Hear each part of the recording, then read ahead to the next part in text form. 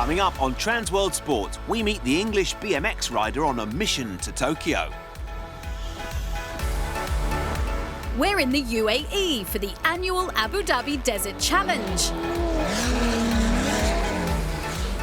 In Belgium, former F1 star Felipe Massa joins the youngsters at karting's European Championships.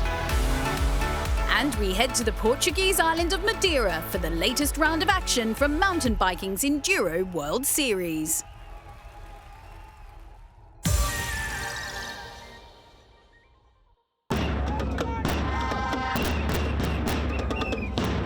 In the African country of Rwanda, no sport can evoke such passion as football.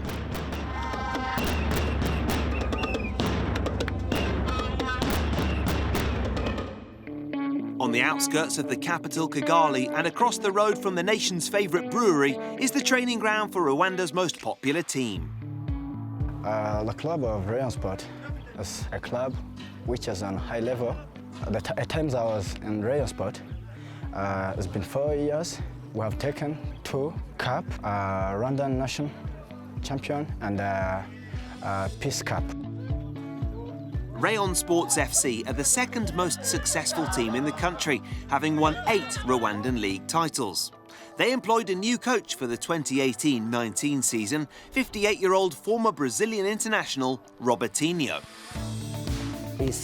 Everyone knows I'm here with the staff to help the players. 11 guys here are dreaming of being picked for the national team. That's my objective. It's not me out there playing on the pitch. I'm not working for me, I'm working for the players. And if they get selected for the national team, then this will benefit the club.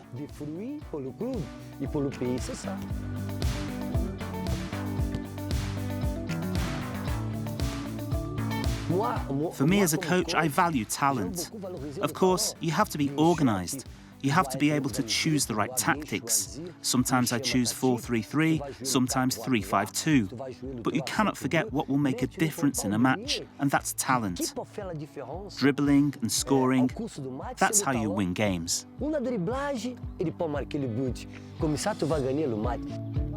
The star player at Rayon is striker Jules Ulimwengu. He hails from the neighbouring country of Burundi. My main strengths as a player are that I'm fast and strong and clinical in front of goal. My focus for the team is on scoring, because that's what a striker must do. In a country that's witnessed a dark recent past, football has provided a distraction for many here. Rayon assistant coach Jamali Muwisaneza lost his whole family during the 1994 genocide against the Tutsis. Football helped me forget the tough times that I went through, and I would find myself being happy with others. You see, when you score a goal, the players hug you, and you no longer feel lonely. The fans are close to you too. All that helped me forget the things that I went through. I found football to be a good thing. It lowers stress levels and makes you feel good in yourself. Jamali spent his whole career as a player with Rayon, and he only retired at the end of last season. Few in the current squad dream of staying at Rayon for their entire career. Defender Thierry Manzi is one of many who hope to play abroad one day.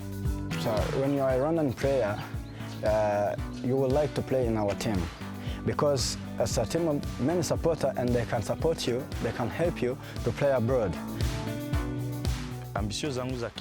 My aim right now is to help my team to win the league. Looking further ahead, I want to continue working hard so that I may be able to go and play in better leagues abroad. Earlier this year, that dream came true for one Rayon player. Abdul Rwatubaye joined North America's MLS, and he now plays for the Colorado Rapids. When Trans World Sport was in Rwanda, Rayon were sitting pretty at the top of the table. On our visit, they were involved in a home game against mid-table side Sunrise FC. Rayon are nicknamed Gikundiro, which translates as the lovely ones. It's estimated that 80% of Rwandans support this club. This club is so fantastic. Even every people in Rwanda, they like this team. because its name is Rover. It means it's Rover team. That's why everyone wants to be the fan of this team. First of all, I'm proud to be a Lion fan. That can make me feel good. Oh no, we're gonna winning. We win 3-2-0.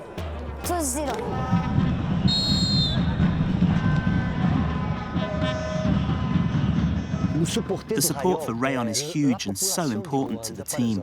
The people here love their football. Every weekend, at every match, there are thousands of fans. People travel a long way to watch their team. Rayon went into the match having won their previous 6 games. Each game is a new story. You must think of every single match like that. It makes it so much easier to continue on a positive trajectory. Rayon striker Jules Ulimwengu was signed from Sunrise at the start of the season, and he was keen to do well against his former club.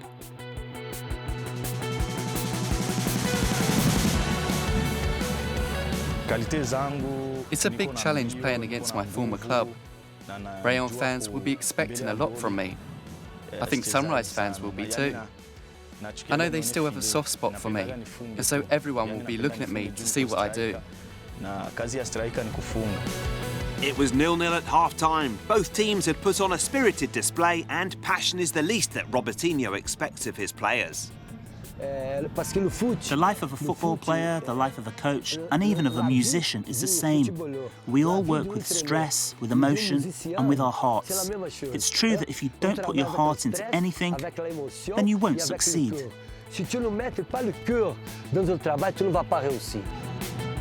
Rayon came out firing in the second half. A quick break down the left surprised Sunrise, and Michael Sarpong tapped home to give the hosts the lead. Roared on by their fans, Rayon continued to press.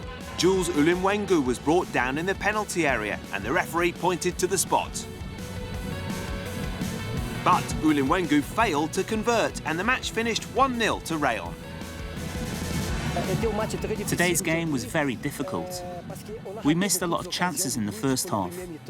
We improved after the break and we got the goal, but then we missed the penalty. However, the most important thing for us is that we won. Another 3 points.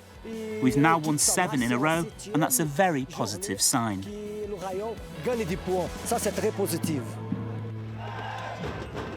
The fans would continue to dance into the night, and so they should.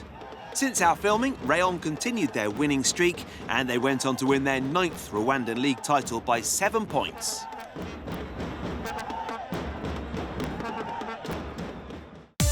Now it's time for our sporting question. Next month, Great Britain's Jamie Murray will be one of the favourites to lift silverware at the 2019 Wimbledon Tennis Championships. The 33-year-old already has 2 Wimbledon mixed doubles titles to his name, winning with Jelena Jankovic in 2007 and Martina Hingis 10 years later. However, the Scot has never won the men's doubles title, coming closest in 2015 when he made the final with Australia's John Peers.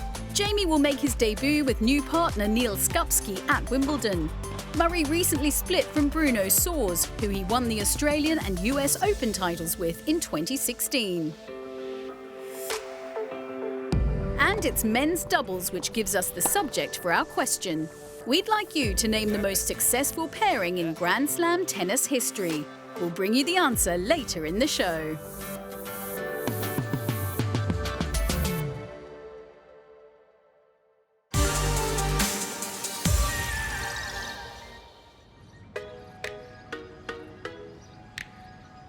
Beth Shriever is a BMX rider on a mission.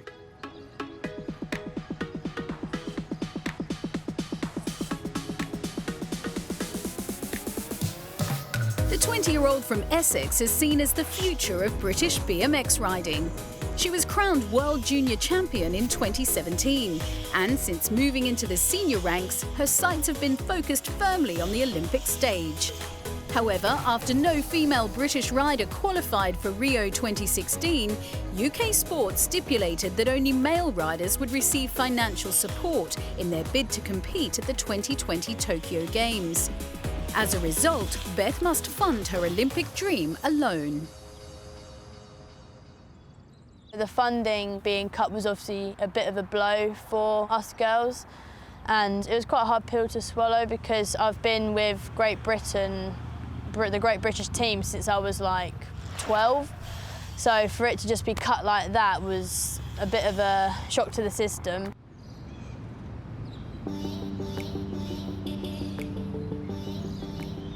BMX has always sort of been known as a masculine sport. There's always more male than female. And yeah, I suppose with the funding being cut, it doesn't say a lot for us, for our country and our girls in Great Britain for BMX. It's like, you know, there is talent there and it does need the support, but obviously because we haven't had the results that they want, they've just said no, but they haven't given us a chance, and we want that chance. I want that chance to prove to them that I can get a medal and I can do it for girls in Great Britain. Success in the UCI's BMX Supercross World Cup is essential for Beth in earning a place in Tokyo. These series of races take place in locations all around the world.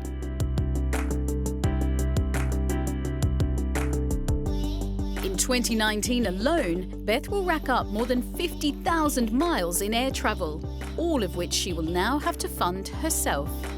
Sort of on the BMX circuit, I am one of the only sort of girls who is sort of doing it on their own, doesn't really have like a coach and like a support group around them.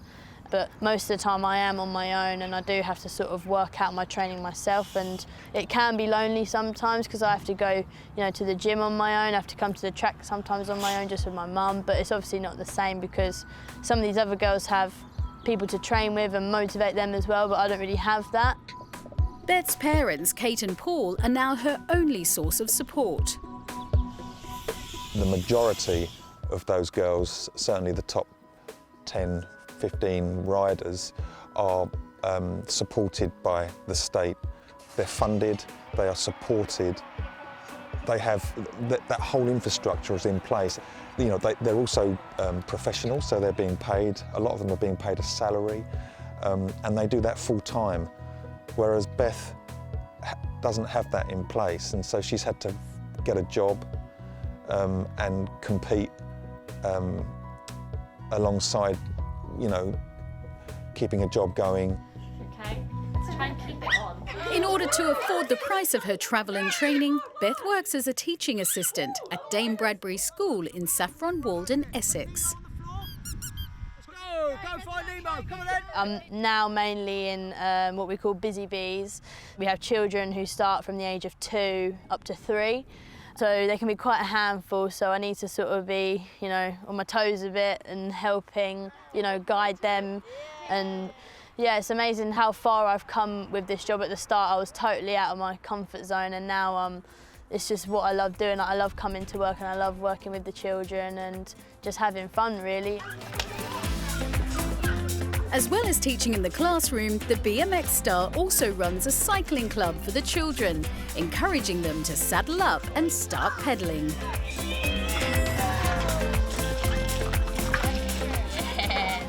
So I started up a bike club. It was sort of the head of early years, Mrs. Brownbridge. It was her idea. Go, go, go. Go, go, go. I didn't realise how many children were going to be there. It's literally the whole of reception class and a few year ones as well. But it's such a great opportunity for them because I can sort of share my knowledge and get them, you know, going, and hopefully they can come to a track like this and, you know, maybe be the next best thing. So it's great to work with children in an area that I know quite a lot about. So yeah, it's really good.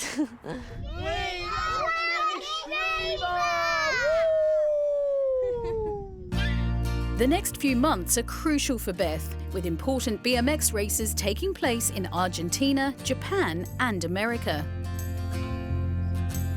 Without the support of UK Sport, however, she has had to resort to another, more inventive means of funding her Olympic dream. So we started a GoFundMe page a few months ago. on a whim. You know, we do need some help, we do need some support.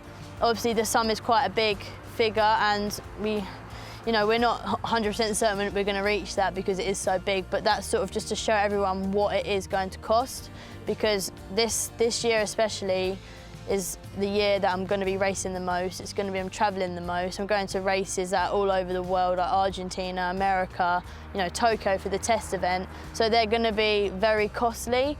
So it's just raising awareness, really. I've had people, been really supportive and helping me out. I've been having people doing fundraisers for me.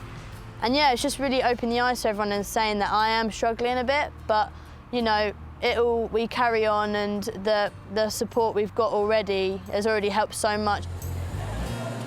Despite these financial challenges, Beth has drawn inspiration from British BMX legend Sinead Reid. Reid represented her country at the 2008 and 2012 Olympics. Before her retirement in 2017, she had won the UCI BMX World Championships 3 times. When I was younger, Sinead Reid was a massive inspiration for me. She literally was winning everything back in the day. She used to race the boys, so she inspired quite a lot of us younger girls.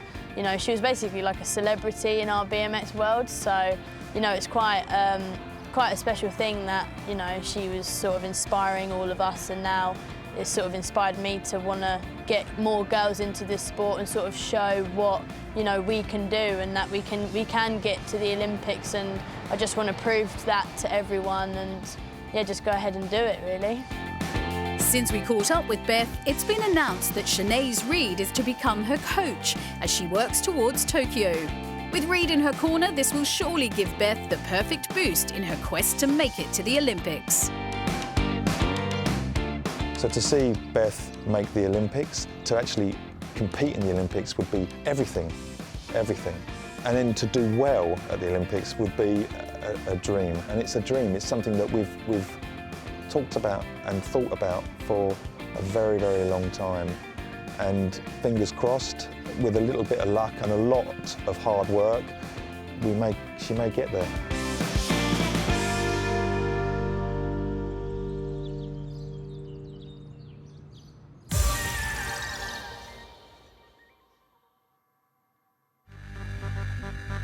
The Abu Dhabi Desert Challenge has been pushing motor races to their limits since 1991. The rally sees motorbikes, quad bikes and automobiles race across the Liwa Desert on the southern border of the United Arab Emirates. This year's event saw 5 days of racing across 2,000 kilometres. One of those taking part was Stefan Peter-Hansel.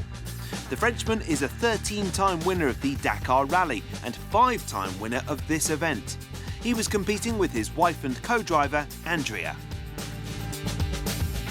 The last 5 years, I drove with a buggy, 2-wheel drive, and this is the first time that I take again, I'm back on the 4-wheel drive, so it's a little bit different. 80% of the race is only on the dunes, so if you need to practice, and also if you want to have a good fun, because to drive on the dune it's really fun, so this is the place to be. Peter-Hansel's main rival in the auto category was Czech rally driver Martin Prokop, who won the 2018 edition of the race alongside his compatriot David Paviška. Last year we were really good, and we didn't have any major problem and major time losing, so it was a really clear race for us, and the result was impressive. So we have to try to do the same this year, because, as I said, it's not about speed. You have to push, but the speed is not the key. The first day's racing began with the 262-kilometre Yas Marina circuit stage. In the bike category, 2017 Desert Challenge and Dakar Rally winner Sam Sunderland overcame the windy conditions and produced a hugely impressive performance. The Englishman led by 6 minutes and 9 seconds at the end of the day. Yeah, it was a really difficult day because we've got high winds, so the visibility has been really bad to read the terrain and to see where the cut of the dune is, it's really not easy. Stefan Peter-Hansel struggled in the auto category, finishing 1 minute and 58 seconds behind the opening stage winner Cyril Dupre. Defending champion Martin Prokop was fourth, but only after showing his charitable side and towing Jakub Przygonsky across the finish line.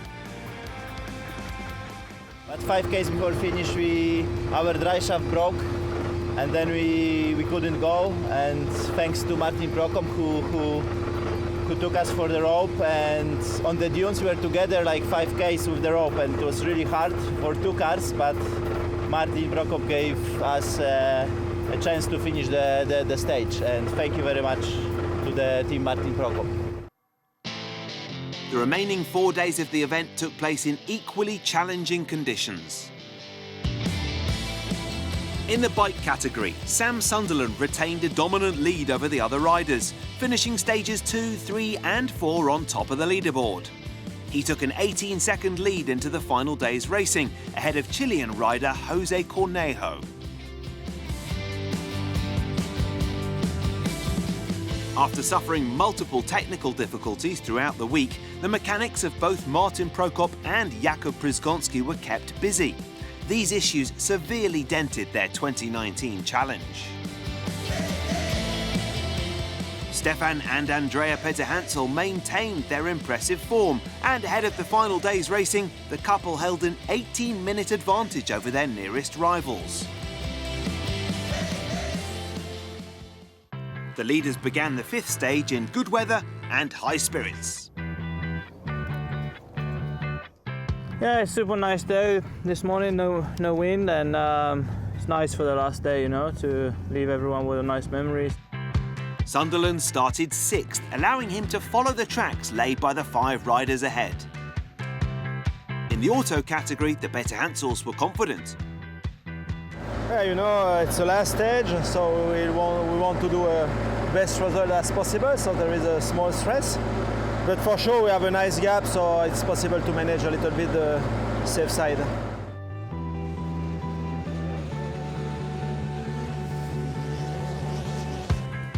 After a week of intense racing, strategy was at the heart of Sam Sunderland's success. With an 18-second advantage over Jose Cornejo, his pace and experience saw him take both the final leg victory and the overall title. This was Sunderland's second victory in the race. You know, a lot of things have to fall into place. You know, on the paper it can look easy, but it's never easy. A really difficult race this time around with all the winds the first days, and it made for a really tricky navigation and a nice race, you know, a real challenge as it should be, and no, really happy. For Stefan and Andrea Peter-Hansel, their steady pace during stage 5 saw their 18-minute lead reduced to 10 minutes. Nevertheless, the couple came across the finish line to claim overall victory. It was Stefan's 6th triumph in the competition.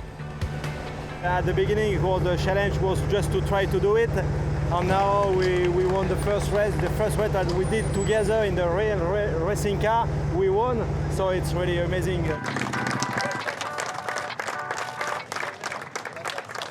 Time now for Sporting Heroes.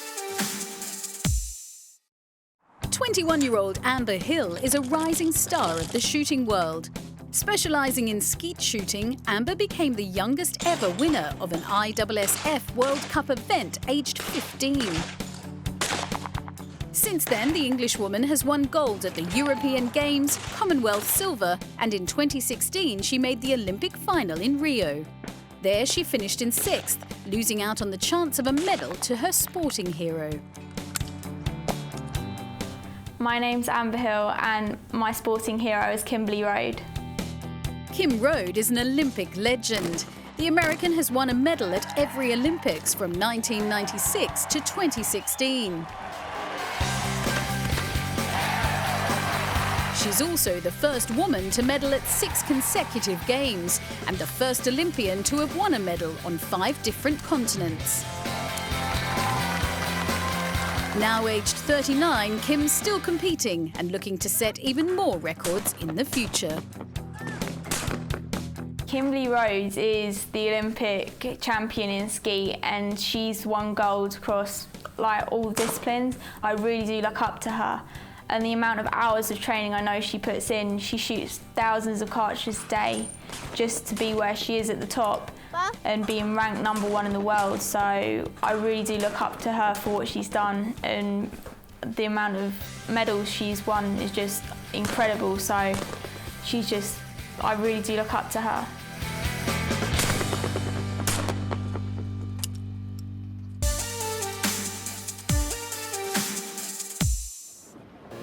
Plovdiv in Bulgaria was the location for the opening round of rowing's 2019 World Cup. First staged in 1997, it features 3 events. At each regatta, points are awarded to the top boats, and an overall winner is crowned after the final World Cup meet. The final of the men's single sculls was dominated by Croatia's Damir Martin. After having had his 2018 season cut short due to injury, this regatta marked the 30-year-old Croatian's return to international rowing. Martin, the reigning Olympic silver medalist in this discipline, was back to his best on the waters of Plovdiv.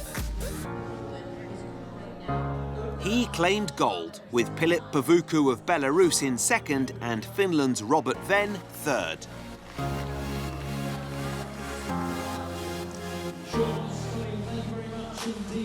It was really hard headwind, and yeah, in every stroke it was really a challenging one because of all the wind and the conditions, but I was set just on myself and my stroke to keep the rhythm, to keep my stroke, and yeah, I'm really happy with this result.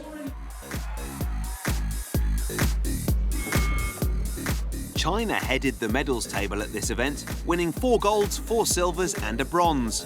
It was the first time that the Chinese had come out on top at a World Cup meet. In the men's double sculls, Zhu Lu and Liang Zhang had been the fastest boat in the heats and the semi-finals, and they continued their dominant form when it mattered most. The Chinese duo took gold. Silver went to Poland and Belarus picked up bronze.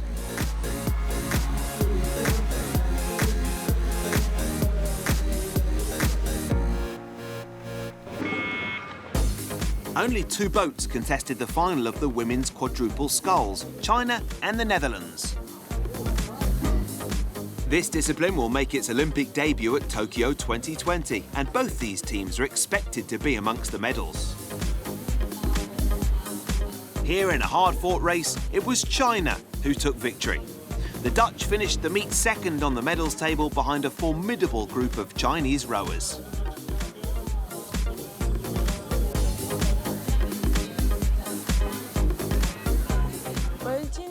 I'm satisfied with our result. We did well, but there is always room for improvement.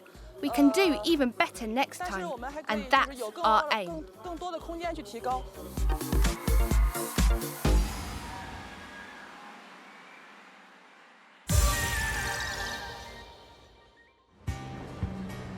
Situated in the northeast of Belgium lies the city of Henk. With its picturesque landscapes, Henk was a hive of artists and writers during the 19th century. Today, this place is home to over 60,000 people. Henk was the location for the second round of the FIA Karting European Championships. This sport often provides valuable race experience for young drivers hoping to move up to Formula One. Amongst those in attendance at the event, casting his eye over the motorsport stars of tomorrow, was the president of the FIA, Jean Todt. I think it's very refreshing to be here in Genk today with Felipe Massa, with the president of the karting commission, and to see all those teams, all those manufacturers, the drivers who are there, and just the motivation, and also that's what we want to do, with motorsport from the grassroots. Karting president and former F1 driver Felipe Massa took a spin around the Henk track in a simulator. The 38-year-old Brazilian started his motorsport career in karting when he was 8. He's passionate about helping young drivers prepare well in their bid to reach Formula One. Yeah, I think the support is very important, but also the experience, you know. So it's very important that the driver, I mean, the young drivers, like the kids, I mean, they're doing the OK Junior, they're OK. But then I think 1 year at least of shifter, you know, KZ, I think is very important because this is a very important part of the experience, you know, especially for the driver that wants to go to the open wheels after, to the formulas, maybe even the dreams to arrive in Formula One. The original kart, or OK category, features youngsters over the age of 14. 15-year-old Scottish driver Dexter Patterson won the opening race of the season in France. Finland's Juho Valtonen was second and Gabriele Mini of Italy third. After the first round was very good, but we have to just look race by race. There's still 3 more races to go, and yeah, focus on this weekend, and then we'll see towards the end of the championship where we really are. But no, I think the pace is still okay. Try to do the best job possible. First round was good for me. Now we are second in the championship, and we try to do our best for this weekend. Try to stay on the top of the standings after this round. What I've seen last year, the important here is to be constant. So I will try to, I'm really happy for my 3rd position actually, but I will try to always stay in the top 5 or top 3. That should be good for the championship. If it's gonna rain, everything will change. But if the track will be dry, I think there will be a lot of battle in the track. It won't be easy at all. Everyone can win and everything can happen. The track here in Henk features technical corners and hairpins, as well as sweeping corners which provide overtaking opportunities. Racing got underway in dry conditions, although rain was being forecast. Surprisingly, none of the top 3 from round 1 in France were on the front row. Spain's Pedro Hiltbrand made a great start, and he led with Lorenzo Travisanuto of Italy in second.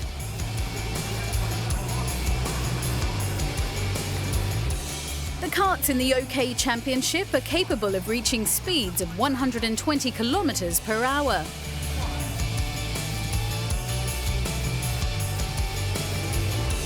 As the 23-lap race progressed, Lorenzo Travisanuto assumed control, and there was an intense battle behind him for second. Dexter Patterson had worked his way up through the field and was managing to hold off Pedro Hiltbrand. Engine troubles soon forced Hiltbrand out of the race, and Patterson was clear in second. Up front, no one could get near Travisanuto. Rain began to fall as the race entered the final laps, and the drivers struggled for grip. With everyone on slick tyres, just staying on the track was a great effort by the youngsters. In the end, officials decided to red flag the race. The positions on lap 20 were the ones by which the contest was decided.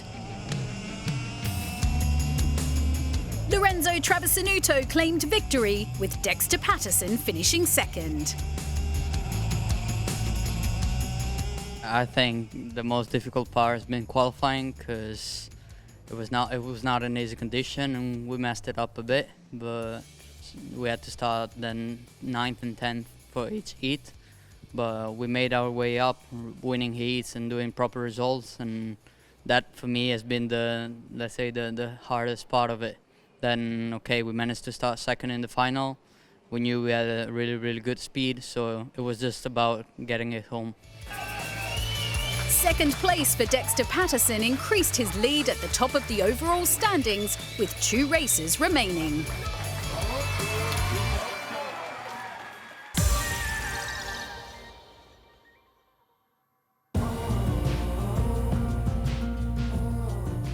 The Wings for Life World Run sees over 120,000 competitors from across the globe take to the start line in over 300 locations simultaneously in what is a unique race.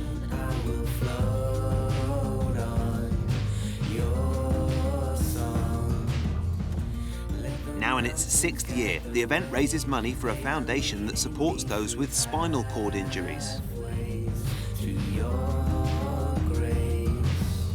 This year, the total raised was just short of $4 million US. Unlike most races, there's no finish line. Instead, the aim is to cover the most distance before the chaser car catches up with you. No, there's nothing like it, and I love different. I'm always looking for different challenges to do, and the fact that there is no finish line for me is the highlight of this race.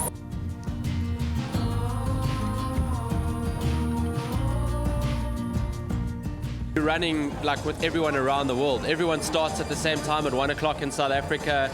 It might be at like kind of 3 in the morning in Australia, and it's pretty cool that you can race your friends in another country but still run at home. Runners in South Africa had to contend with blistering heat, while Austria had heavy rain. It was quite cold in Switzerland, where Formula One legend David Coulthard drove the chaser car. Well, it's been fantastic. I've been part of the Wings for Life World Run since the beginning. I've driven the catcher car a few times in the UK, and this time I get the opportunity to come and do it in fantastic Switzerland. A bit chillier than we've had for previous World Runs, but it looks fantastic inside. All the competitors are getting ready, the energy's there. I think the real appreciation of what we're doing here and who we're doing it for, and this great foundation, and you know, together we're going to find a cure for spinal cord injuries. In Turkey, Ivan Motorin ran 64 kilometres to claim the overall men's title, while in Switzerland, Nina Zarina covered 52 kilometres to secure the women's crown. You're the fastest, you're the best woman of the Wings for Life 2019. No woman make more. Are you sure? I am 100% sure, and this is a reaction. Really? Yeah. Oh my God.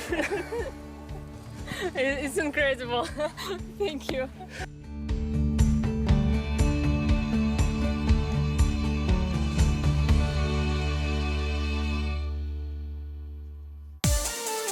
Now for the answer to our sporting question.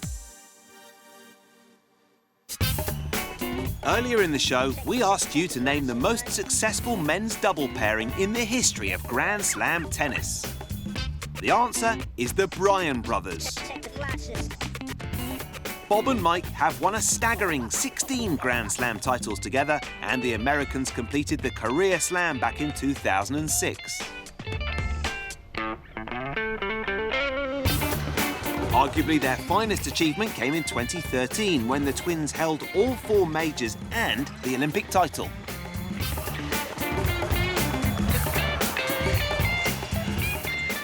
In 2018, Bob had to undergo hip surgery, which allowed Mike to win a further 2 majors with fellow American Jack Sock.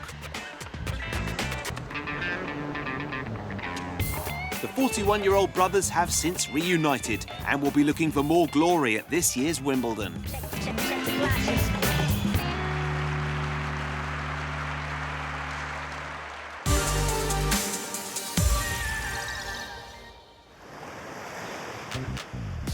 This is the stunning Portuguese island of Madeira. Situated in the Atlantic, it was the location for the latest round of action from mountain biking's Enduro World Series. Enduro is a stage race format where riders compete against the clock over highly varied terrain. Madeira's diverse and technical trails are popular with the riders, and some tight and intense racing was guaranteed. Stage 1 of 8 was 3 kilometres long. The dry and dusty trail started on the edge of a local golf course and was aptly named Hole in One.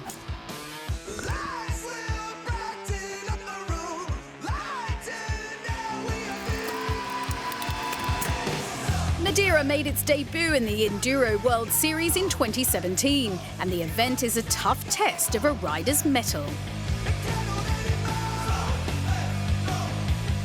It was rough, it was tough, and it was physical.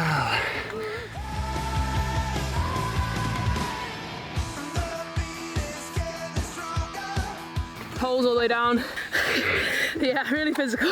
Just watched the turn and I slid a bit. Big rock was on the main line and I just grabbed the front brake at the last minute. It's a much longer stage than I'd realised during practice. Big piles of dust, so it's hard to hold your line, but yeah, good start to the day. Last year's world champion Cécile Ravenel is currently sidelined through injury. In her absence, Isabeau Courderie won the opening 2 events of the season. The French rider's impressive form continued here as she claimed victory on stage 1. I crashed on practice and my body is a bit in shock now. I try to keep on pushing and just do my best for today.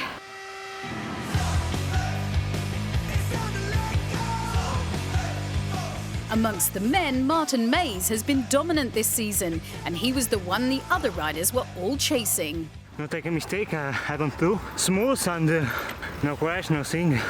I hope I good job. Last year's men's EWS champion was Sam Hill, but the Australian has struggled so far this year. Going into Madeira, Martin Mays had won 8 out of 11 stages in the series. Not much flow into the trail, and I kept it smooth and didn't want to risk anything for the first stage. Mays won the stage with ease. The victory extended the Belgian rider's lead in the overall standings. Sam Hill was second on stage 1, with home rider Jose Borges third. Anita Gehrig and Melanie Pougin finished the opening stage behind Isabeau Courderie. These 2-day enduro events are tough on both body and mind. Keeping a cool head is key, as Mays and Courderie revealed. Oh, the mental aspect is huge in enduro. If you're not ready mentally, there is no point to race. I always tell myself at the beginning of every stage, you know, it's a bike race. You do it for the fun of it. It's your job, okay, but please ride like you can and not overcook your riding. I did a lot of work for my mental aspect, and you know, it got to a point like a few years ago where I couldn't sleep overnight before the race. So it was a tough period, but I got much better, and I think seeing the result was the proof that I was mentally ready and just more experience it. I think the most important thing is to really remember that an enduro race is never finished until it's done, until you cross that very last finish line. So I know from my experience that I do sometimes really bad on the first stage, but you always need to remember that it's going to be super long, it's going to be super tough. Everyone is going to be tired by the end of the race, so you need to get this mental strength, say, okay, I am going to be the one that is not tired by the end. Mays and Courderie both won stages 2 and 3, and they were well in control going into stage 4. Good, a bit scary with the wind heading into some of them jumps, a lot of loose moments.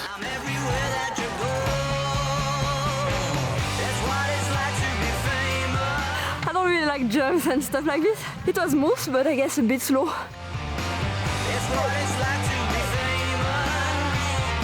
How's the arm feeling? Not so bad. I was trying to ride like super Brunel. At 1,500 metres above sea level, stage 4 provided the highest start line of the event.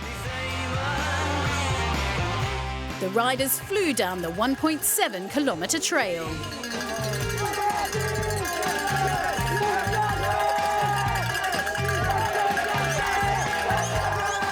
Thankfully, all competitors came through the descent unscathed.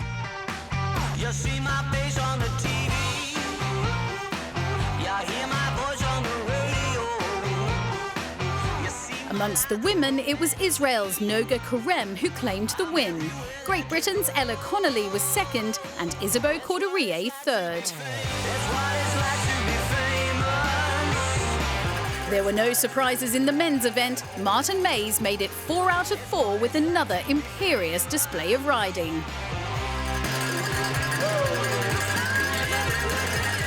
I dropped off out the stage by the bus, and then we pretty much had to get straight back into it. Pretty hard stage, and I was fighting to stay on the bike.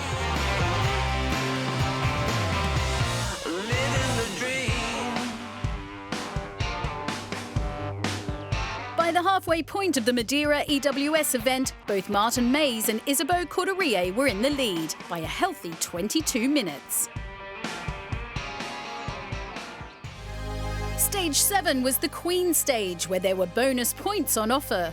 The trail was 2.1 kilometres in length, with a descent of nearly 400 metres.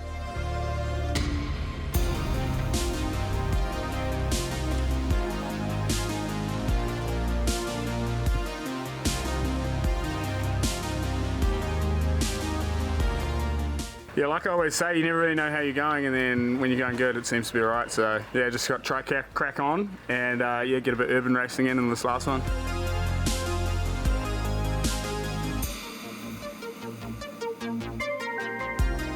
Just enjoying riding my bike, like not really doing anything different. I think yesterday gave me a bit more confidence, which was cool. The longer stages are where Isabeau Couturier really excels, and she eased to another victory. The bonus points up for grabs on stage 7 also went to Martin Mays. I pushed quite a bit as it was the Queen stage, you know. I was pushing a lot, but at the same time thinking about the overalls. Martin Mays had made no secret that he was targeting the Queen stage points right from the start of the weekend. Isabeau Couturier won her 3rd Queen stage of the season to extend her lead. And so on to the 8th and final stage of the event.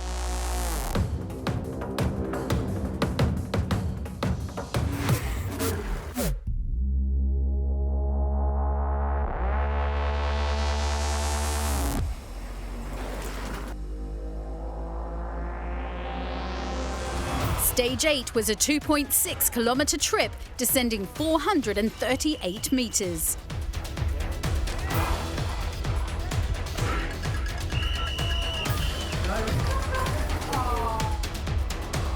Mays and Couturier knew that just making it down in one piece would be good enough to give them overall victory.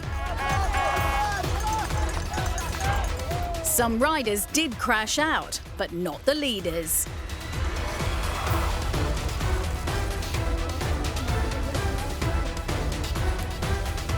25-year-old Couturier won her 7th stage in Madeira to secure the win.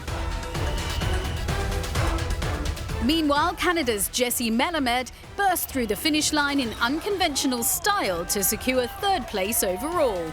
Portugal's Jose Borges finished 2nd. 22-year-old Martin Mays won another stage to claim the Round 3 crown.